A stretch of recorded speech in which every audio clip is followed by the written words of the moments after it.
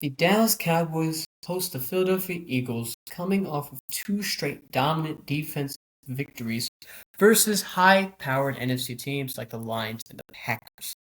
How are the Cowboys going to be able to take down this juggernaut, it seems? They have three main areas where they can exploit this Eagles team and a way that they can salvage their season and potentially start to make a playoff push. Firstly, this Cowboys team needs to emphasize their offensive line play. Now, we saw versus Vegas, the run game start to come alive a little bit. The offensive line plays start to be a little bit better. Dak Prescott looked a little bit more comfortable as because the offensive line play. And we're really going to need that against Philadelphia. When they played Philly the first time, offensive line played much better than expected. This was a group that was much maligned due to the performance in the 2024 season for very good reasons. Cowboys offense in 2024 ranked dead last in pass protection, ranked dead last in the run game. In fact, the Cowboys' run game as a whole was just completely non-existent in 2024, which has been a pleasant surprise here in 25. After before the season started, many people didn't really think that this run game would emerge. Now, there are still two main areas of concern for this, and that's the tackle. Steele and Guyton have looked a little bit better in pass pro, but for the most part this year, Steele and Guyton, they've been suspect. They've allowed a ton of pressures. They made life very difficult for Dak Prescott in the two games before Vegas. So the ones against Arizona, the ones against Denver. Go back and look at the film. They were getting torched all game long.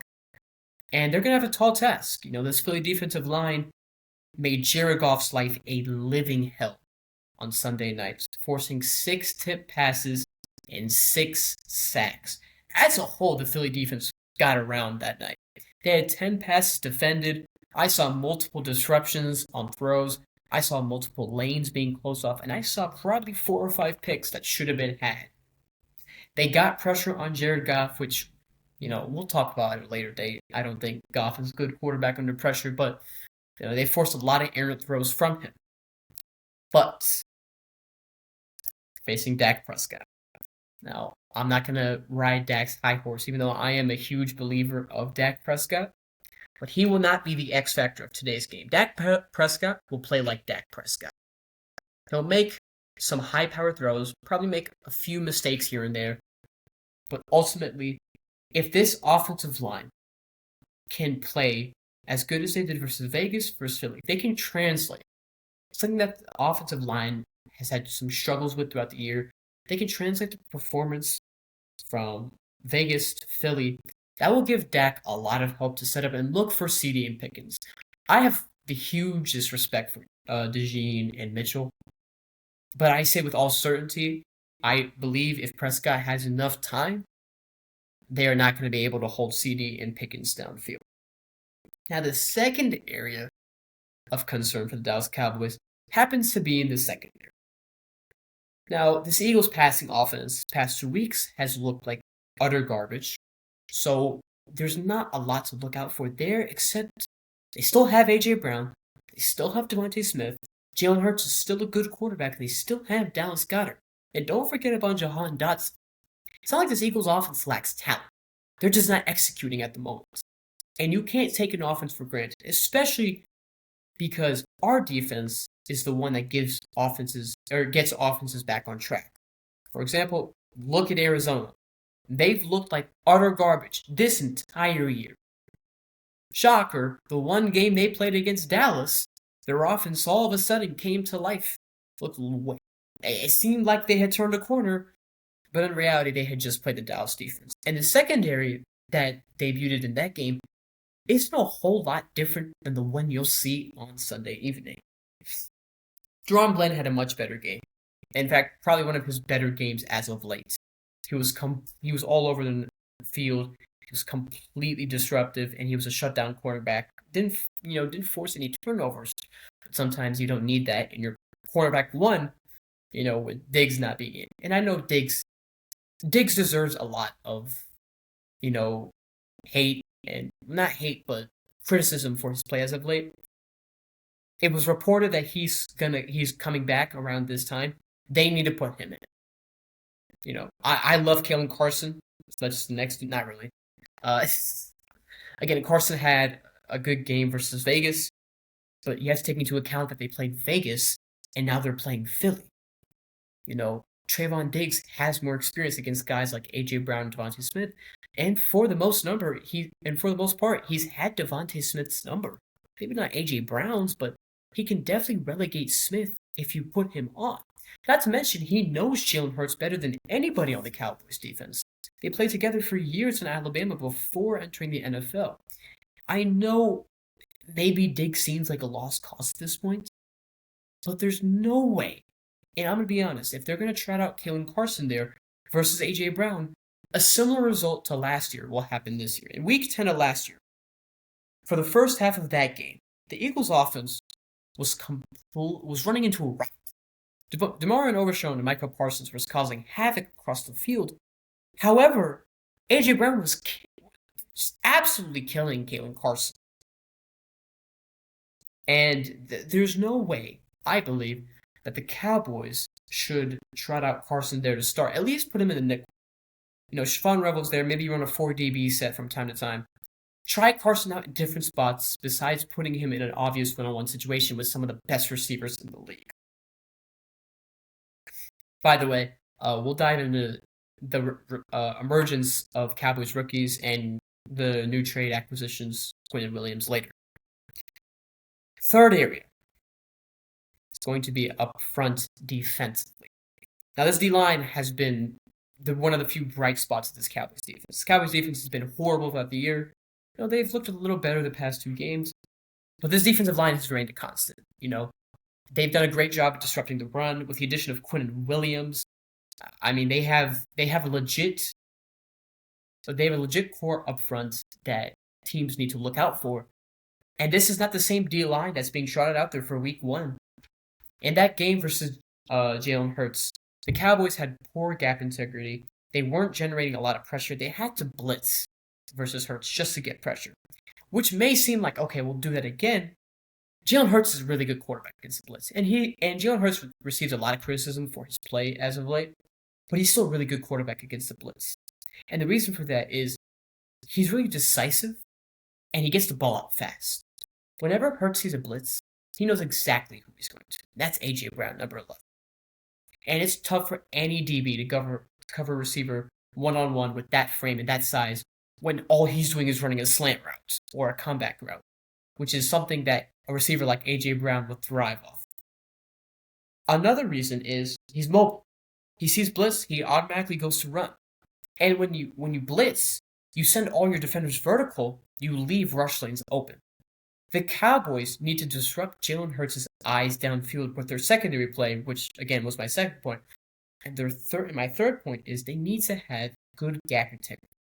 It feels like every time I watch them play the Eagles, they don't have it. And Jalen Hurts ends up taking off through rush lanes for 10 to 15 yards. We can't have that this time, especially not at the level our offense is playing. If our offense against Philly's strong suit, which is their defense, is scoring touchdowns on a drive-to-drive basis, we need to get stops. Because I believe if we can do that, this game might turn out to be a blowout. The Eagles' strength has been their defense. It's not been their offense. So don't give them a reason to stay in this game. They might be 8-2, but they're not unbeatable. It's not impossible to take out the Philadelphia Eagles. So, just to recap, the Cowboys, they need to win up front on not only the offensive side, but also the defensive side of the football. They also need to emphasize their secondary play, disrupt Jalen Hurts' eyes downfield. A lot of Eagles fans, a lot of analysts in general, try to parade this notion that Hurts was a good post-snap and pre-snap defender. He knew how to manipulate the defense to get the looks that he wanted. The truth is he's not that good at it. Half the time he's looking one way, and when he doesn't get what he wants, he starts running. That's not the sign of a quarterback that knows what he's looking at downfield. That's a sign of a quarterback that's panicking, or that's just doing one thing. So, if the Cowboys want to disrupt Jalen Hurts, they don't need to do it by sending a ton of guys at him. They need to do it by taking away his first targets downfield. Because if you do that, you start to force Hurts to dance around the pocket and look at the D-line instead of looking downfield. When that happens, the Cowboys need to maintain good gap integrity and not allow Jalen Hurts to take off through the rush lanes and be able to wrap around him for sacks, or if he does end up taking off, stop him for 1 or 2 yard gains. Schottenheimer has preached a lot about complementary football, and while the Cowboys have not been able to execute that as of late, they can start to do that now, especially on the defensive end. Offensive end, on the offensive end, they're playing absolutely phenomenal when it comes to complementary football.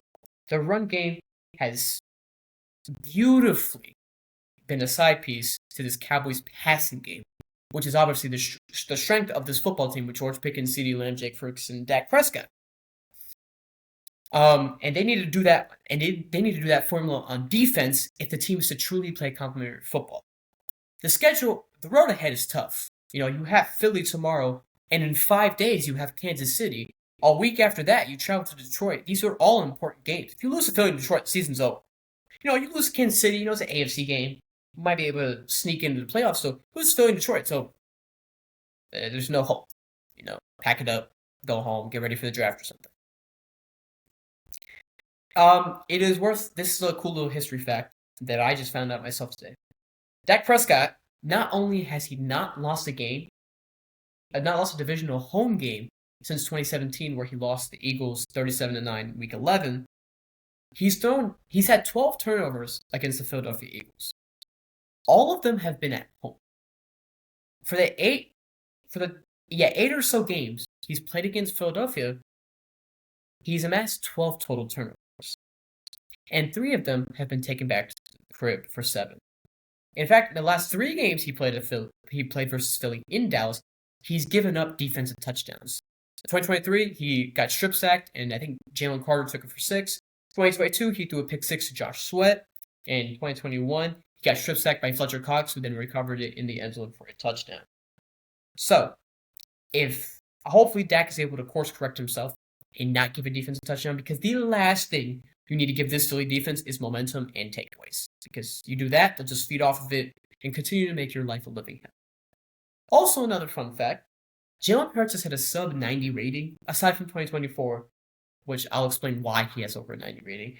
Jalen Hurts has a sub-90 rating every time he's played in Dallas, besides, obviously, 2024. The reason for 2024, and even in 2024, Hurts struggled a bit in that first half. He had 2 turnovers, took a bunch of sacks, and just didn't look like himself because of the Cowboys' pass rush. He's lucky he was playing against Cooper Rush in the backup Cowboys offense, who I think had 45 net passing yards.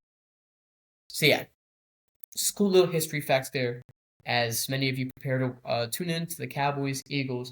3:25. Tailgating probably begins around 12 o'clock.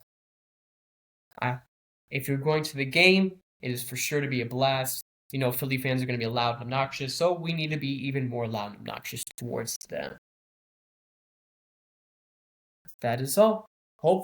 Tune in when we dive into how Dak Prescott and this offense has been able to improve from its horrific year last year to now.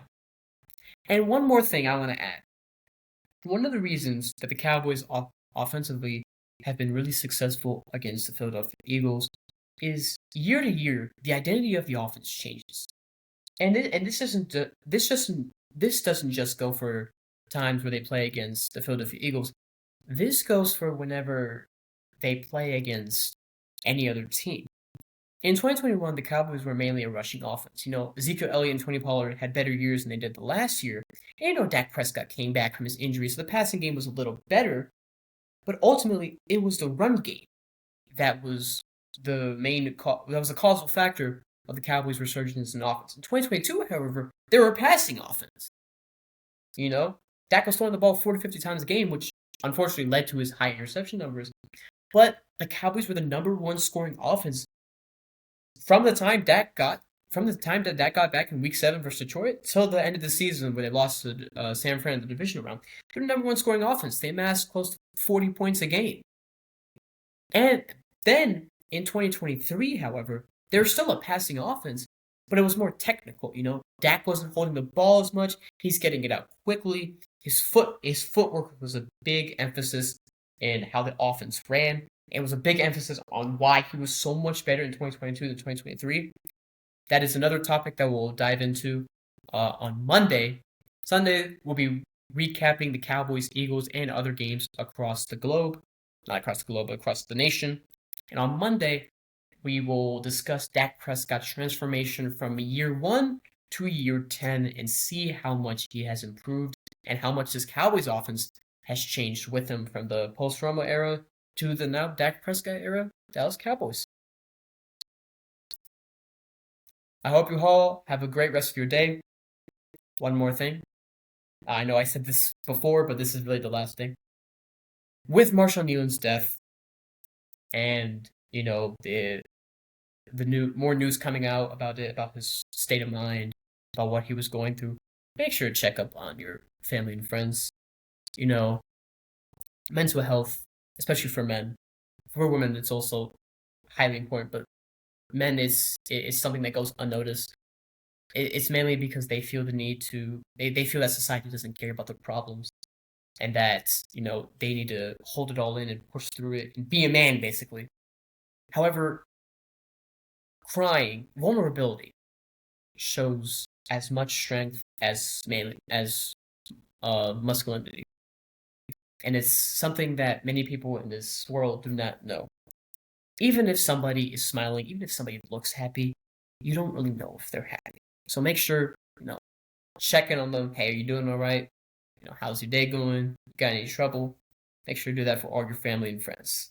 I'll see you tomorrow.